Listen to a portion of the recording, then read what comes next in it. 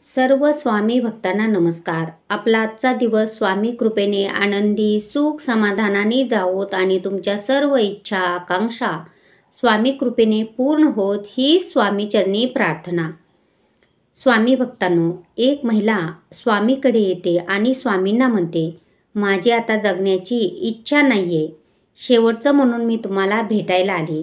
स्वामींनी तिला भेटल्यानंतर काय बोध दिला त्यासाठी हा व्हिडिओ शेवटपर्यंत पहा. कुठेही स्किप करू नका आणि चॅनलवरती नवीन असल्यास चॅनलला सबस्क्राईब मात्र जरूर करा. स्वामीकडे एक महिला गेली. खूप अडचणीत असल्याने तिला स्वामींना भेटायचे होते. तिला जगावंसं वाटत नव्हतं. आत्महत्या करावी असे सारखे वाटत होते. स्वामींनी तिची विचारपूस केली. कुठून आलीस, काय काम होतं, वगैरे वगैरे. सर्व बोलणं झाल्यावर ती महिला म्हणाली, स्वामी, मी फारच अडचणीत आहे. माझी आता जगण्याची इच्छा नाही. शेवटचं म्हणून मी तुम्हाला भेटायला आली. त्यावर स्वामींनी इकडच्या तिकडच्या गोष्टी करून, हां तर तुला जगायचं नाही ना, मग मी उद्या तुझ्याकडे जेवायला येतोय. तिला काही खरं वाटलं नाही. तिने पुन्हा स्वामींना विचारले, स्वामी, तुम्ही खरंच माझ्याकडे जेवायला येणार आहात? स्वामी म्हणाले, हो, खरंच येणार आहे. मग मी निघते स्वामी.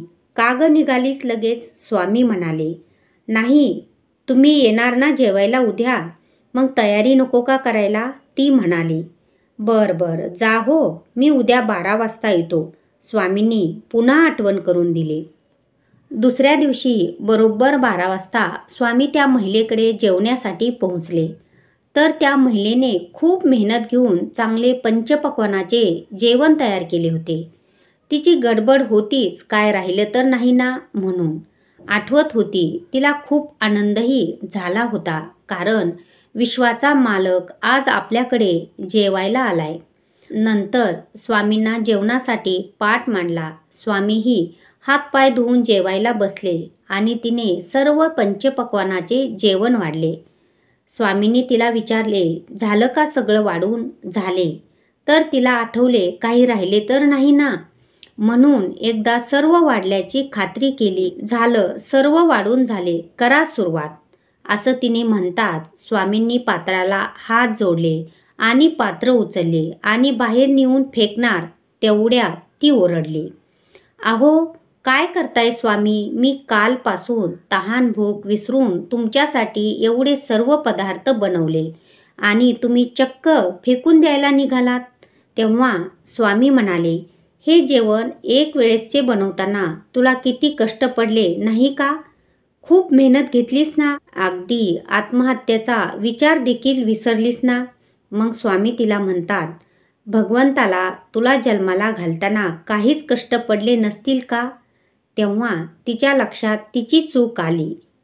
स्वामी समर्थांनी पुढे तिला बोध दिला, हा देह तुला भगवंताने दिलाय, त्याचा चांगल्या कर्मासाठी उपयोग कर. देह संपवण्याचा अधिकार तुला नाही. स्वामींना शरण गेली आणि स्वामी, चुकले माझे, मला माफ करा, असं म्हणाले. स्वामी भक्तांनो, त्यासाठी आपणही कितीही संकटात असू द्या, कितीही अडचणीत असू द्या, पण आत्महत्येचा विचार कधीही आणू नका. आणि जर तुमच्या आत्महत्येच्या मनात विचार आलाच तर त्यावेळेस सरळ स्वामींच्या समोर बसा आणि शांत मनाने स्वामीकडे एक चित्त पहा. तुमचा आत्महत्येचा विचार मनातून कायमचा निघून जाईल. आत्महत्या ही ईश्वराला मान्य नाही. श्री स्वामी समर्थ.